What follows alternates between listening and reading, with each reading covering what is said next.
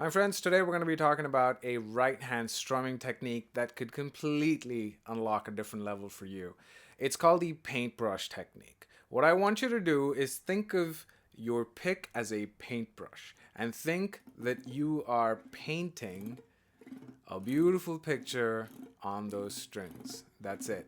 So, as opposed to trying to force your way through the strings like that and having a lot of resistance on the way down, I want you to actually drag it over the strings gently, kind of as you would with a paintbrush.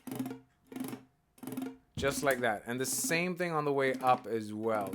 So I talked about pick grip in a previous video. If you haven't watched that, go check it out. It teaches you how to hold the pick just like that.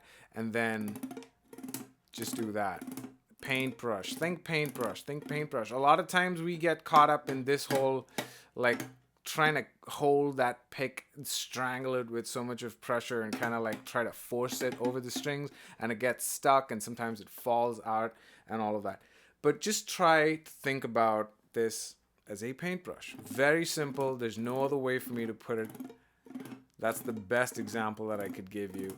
Now, even in this, your pick might move around just a little bit. It might do a little bit like this and that and move side to side. You might have to reposition it, recenter it from time to time.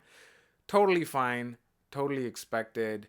That is within the realm of possibilities. So give this a try and let me know what you think in the comments, and I'll see you in the next one, my friends. Thank you. Bye-bye.